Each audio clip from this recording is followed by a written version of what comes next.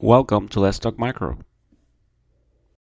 Hello, everyone. Welcome to another episode of Let's Talk Micro. As always, I hope you had a great week. And you can always find Let's Talk Micro on Apple Podcasts, Spotify, Amazon Music, Google Podcasts, TuneIn Radio, GoodPods, wherever you listen to podcasts, you can find Let's Talk Micro. As far as social media, I am on Instagram, TikTok, and YouTube as Let's Talk Micro, on X as Let's Talk Micro 1, LinkedIn as Luis Plaza, and I have an email address which is letstalkmicro@outlook.com. So either via social media or via email, you can send any feedback, any topic suggestions. They are always welcome and appreciated. So please go ahead and subscribe to the podcast, download episodes, and if the app allows you to do so, please go ahead and leave a review. Thank you for all the support. And if you are looking to learn more about antibiotics, I invite you to check out the learnantibiotics.com website and the Learn Antibiotics book, which is available on Amazon. And this is by Dr. Timothy Gauthier, a pharmacist that's very involved in the community. I had the opportunity to check out the book and the website. There is great information. And these resources, they include cheat sheets, practice tests, games, and more. And they are being used by thousands of people worldwide, and they may help you or your colleagues. So definitely, I invite you to check out these wonderful resources. Now, if you haven't checked out the previous episode of Let's Talk Micro, please go ahead and do so. It was about Streptococcus pneumoniae testing.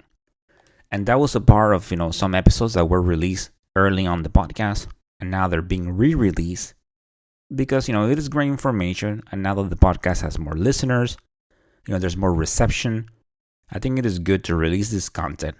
So it helps students, and even, it functions as a refresher, even if you're already working in the field. So in that episode, I talk about urine antigen testing for Streptococcus pneumoniae. I talk about molecular testing and more. So definitely check it out if you haven't already. And today's episode is about Enterococcus. So this is an episode that was originally published as episode 53, and it was part of 2 episodes. Episode 54 was about VRE tests and media. And episode 53 was about Enterococcus, about morphology. So in this episode, I go ahead and, like I said, I talk about morphology. I go over different species of Enterococcus. I talk about genes that confer resistance to vancomycin. And I also talk about making sure that, I talk about hemolysis and being careful when you see something hemolytic, like a beta hemolytic strep, on your PEA plate, that it can be misleading. So you shouldn't be performing any strep typing on PEA, and be careful that while you can have some species of Enterococcus that are actually beta hemolytic, a lot of times Enterococcus, being gamma hemolytic, when you put it on PEA, it can look beta. So it can be misleading, and you shouldn't be performing any typing. But overall, it was a great episode, great content. I invite you to check out episode 54 for BRE tests and media as well. So let's go ahead and listen to it. So on today's episode, I want to go over Enterococcus. So Enterococcus is a gram-positive cocci in pairs and chains. It was previously classified as a strep, but as the molecular field makes advances, we discovered that some organisms have enough differences to others that can place them in their own group. And those of you that work in micro, some of the older texts, they say, and it's a little bit of an exaggeration, but at the same time, it's kind of not, that they used to say, that everything was called Pseudomonas. You had Pseudomonas aeruginosa, Pseudomonas cepacia, Pseudomonas maltophilia, and as more testing is done, the species, started being separated. So now we have Burkholderia, we have Stenotrophomonas. So the same with this, before it used to be part of the strep, and now it's on its own category. So Enterococcus, it has its own group. So Enterococcus is the colonizer of the gastrointestinal tract. It is definitely predominant in this area, and it is also found in the oral tract, female genital tract, and skin. They are commonly seen in polymicrobial infections. And remember, like in several episodes, I always talk about this mixed infections where you have several organisms. And it is very typical to see, sometimes some of these infections see 2 or 3 Enterobacteriales, some non-fermenters. And Enterococcus almost always it's involved in that mix. So when the textbooks say that Enterococcus is, it's seen in polymicrobial infections, that is a definite fact. A lot of times when you see it, it's mixed with other organisms. So Enterococcus is seen in urinary tract infections or UTIs, bacteremia, endocarditis, and soft tissue infections. And this is an interesting fact. They are considered one of the leading causes of UTIs or urinary tract infections and bacteremia in the United States. Most infections are nosocomial and include the ones that I just mentioned. It is transmitted from person-to-person contact and also contact with contaminated surfaces.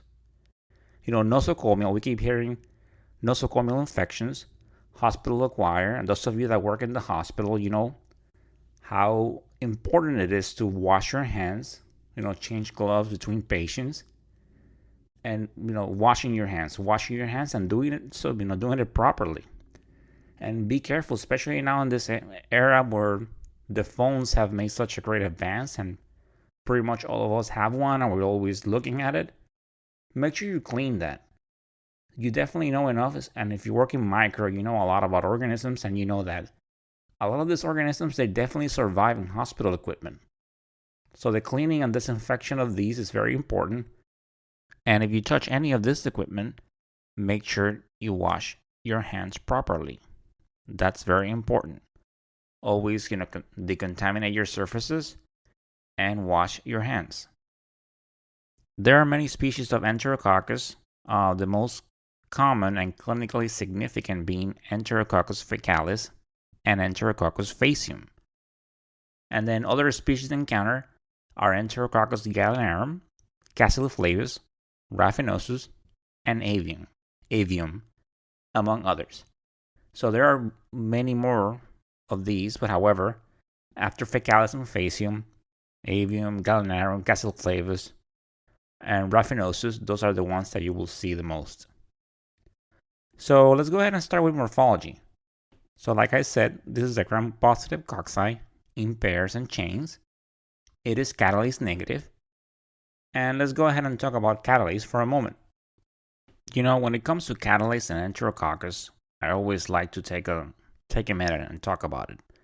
Because it is catalase negative, but however, it has what textbooks describe as a weak positive or delayed reaction.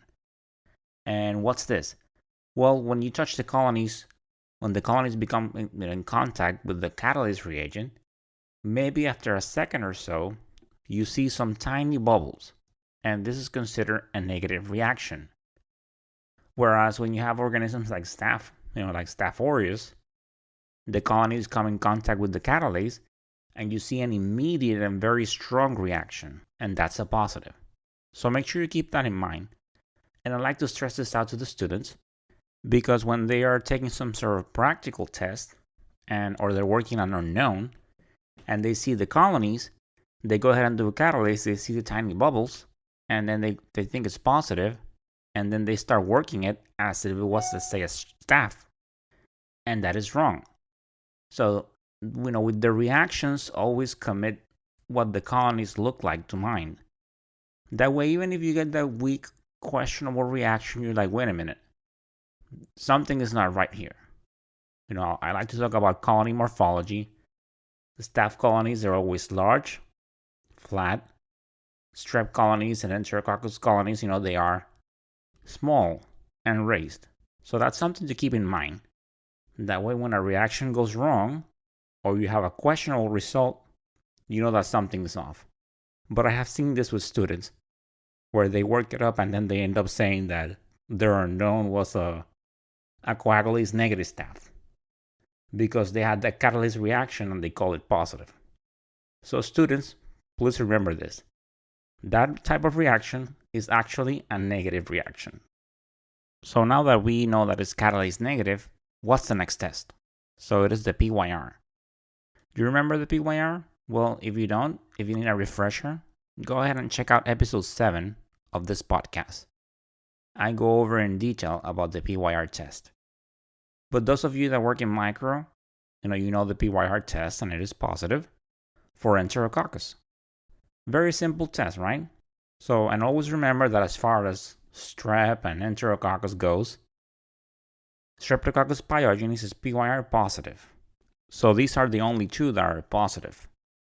Streptococcus pyogenes and Enterococcus, PYR positive.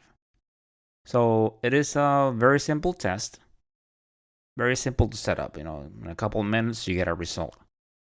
So, but nowadays, with the Vitek and the Molotov, this is pretty much what technologists do in the lab. They probably put it through the Molotov, so you don't do the PYR test that much, because you identify your colonies via the use of Molotov. If you don't have a Molotov, then you definitely use the PYR as as part of your differential when you're working up the colonies, and you will set up the ID via Vitek or another method.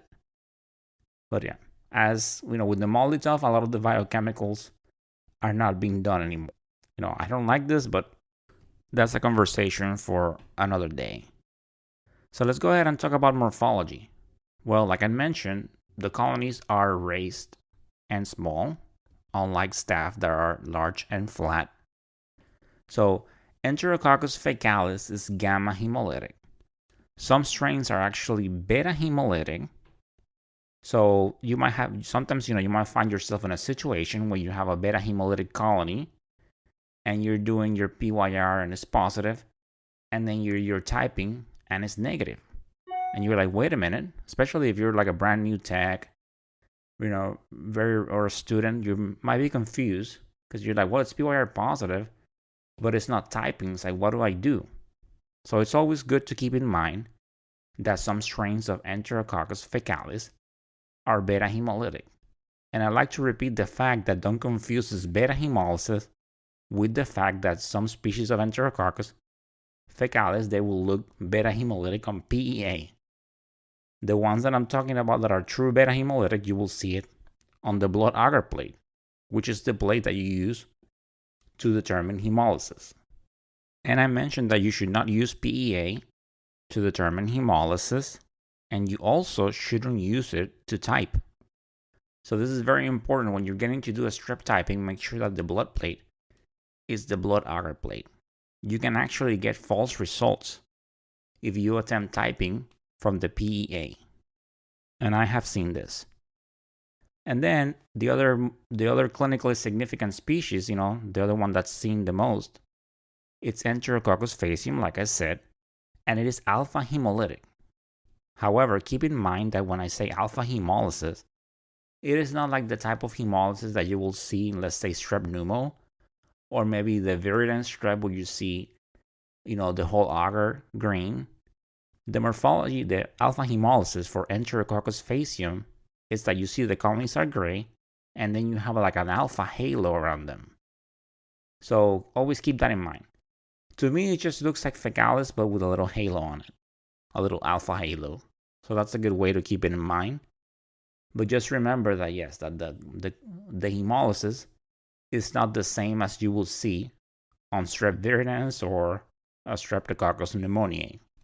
So now you know catalase negative, PYR positive, alpha hemolytic for Enterococcus faecium, and gamma hemolytic for Enterococcus faecalis. So let's go ahead and talk about media. Well, Enterococcus, and before I do that, let me mention that all the other species that I mentioned, they are typically alpha hemolytic as well. So let's talk about media. It grows well on blood, chocolate, and PEA. It is a facultative anaerobe, so it will grow on an anaerobic blood agar plate or a CDC agar. And you get a good recovery from your basic agar. They're pretty good. I like to call them team players when it comes to making suspensions for susceptibilities. For that McFarlane, that 0.5. For it, for them being smaller colonies, you don't need that many to get that nice 0.5 suspension. So as far as identifying it, methods like the Vitek, Molotov, and Micros can work. They will identify it with a high confidence rate. And there are some kits that can provide you an identification with about 4 hours, but they tend to be subjective. I'm not a fan of them. I know that they tend to be cost effective, especially for smaller facilities and that you don't have a high volume. Maybe you don't have the capacity to store a lot of supplies. So they tend to work, yes, but sometimes, those reactions, you're calling them a positive or a negative. And then if you're unsure, maybe you put a star on it, maybe change the result. So you kind of, in a way, are kind of like tailoring the results a little bit to get what you need. So I'm not really a fan of that. So it is definitely best if you have a Vitek, a MALDI-TOF, a microscan. It is definitely best if you identify them by those methods. And of course, nucleic and PCR methods such as the Luminex, BioFire, and ePlex, they will identify fecalis and faecium.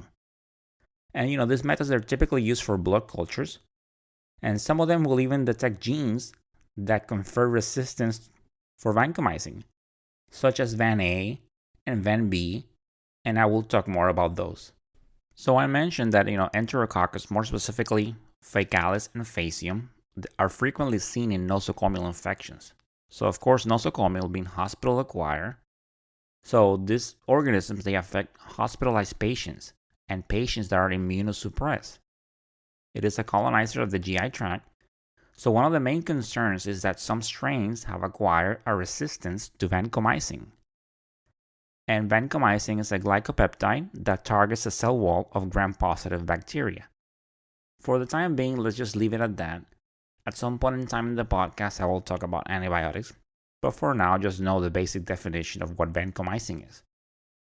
So according to the Center for Disease Control and Prevention, the CDC, in 2017, VRE or vancomycin-resistant Enterococcus caused an estimated 54,500 infections in hospitalized patients and 5,400 estimated deaths in the US. And according to the ASM Manual of Clinical Microbiology, 9 types of resistance to glycopeptides have been described. And there are 3 that are the most common: VAN-A, VAN-B, and VAN-C. So throughout this episode and the next one, you'll hear me talking about VAN-A, VAN-B, and VAN-C. So they are encoded by genes with the same name. So out of the 3, VAN-C encodes for a low-level resistance minimum inhibitory concentration of less than 32, whereas VAN-A and VAN-B result in MICs greater than 32 micrograms per ml. Those are the units. And like I like to say, when you are looking at your minimal inhibitory concentrations, the Clinical Laboratory Standards Institute, the CLSI M100, it's a resource where all the organisms are listed with the MICs as far as susceptible, intermediate, resistance. So it is a great resource. All the labs have it, and of course you can always find it online. Just go Google or another search engine and type free CLSI M100, and you can find it there. So MIC is greater than 32 for VAN-A and VAN-B. And those of you that actually are, working with the Vitek, you see that when it's greater than 32, the instrument flags it and say, you have a VRE there, a vancomycin-resistant Enterococcus. So another fact is that Enterococcus faecium tends to be associated with VRE more than fecalis. And keep in mind that when you are reading a culture and you do a susceptibility and you get a result that's a VRE, make sure you check your purity plate. Also check the patient's history. A lot of times when you have, like I mentioned, Enterococcus is seen in mixed cultures. So if when you were setting up your suspension for susceptibility, if you grab maybe some of that gram-negative RON or some of a yeast, if you had it there, you might be having a false positive result. And when by false positive, I mean a false resistant result. So always make sure when you have VREs, make sure you check the purity plate. And for those of you that are fairly new to this profession or are studying, when you set up susceptibilities, you make your suspension, you set up the susceptibility either by a manual or automated method. And especially when you're doing automated methods, you do a purity plate, which is basically You get a loop and you dip it in your solution and you streakoplate. And you just want to make sure that your suspension was not contaminated. So go ahead and check it out when you have a VRE. I like to say this because I have seen it with sometimes, like a new text, they call something VRE. And then you go to the plate and you see that there was a lot of yeast around or a lot of gram negatives around. And then when you investigate and check the purity plate, you see that it was mixed. So please be careful with this. Out of the other species that I mentioned, Enterococcus gallinarum and Cassila they exhibit a low level of intrinsic resistance to vancomycin. And this is by the VAN-C gene. So typically when you have those in the lab, and by a low level intrinsic resistance, it's about 4 to 8 micrograms per ml. Whereas the other, Fecalis and Faecium, they are greater than 32. And those typically when you have them, you release them, you release the result with some sort of statement saying these two organisms, they exhibit a low level of intrinsic resistance to vancomycin. Infection control measures are not required. Something along those lines. So, are there any methods to screen and isolate VREs? Yes, there are. And I will talk more about these on the next episode.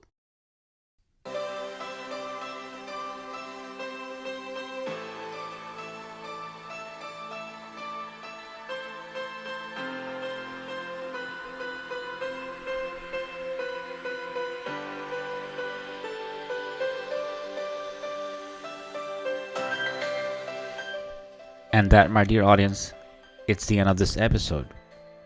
I hope you enjoyed learning about Enterococcus. As always, I enjoy sharing this information with you. Thank you for the support as always. Please continue downloading episodes and sharing Let's Talk Micro with your coworkers, students, and friends. Please continue bringing that passion to what you do. It's so important. You do such great work. And of course, stay tuned. Great things coming your way. As always, stay motivated, stay safe, and of course, continue talking micro. Until the next time. Bye.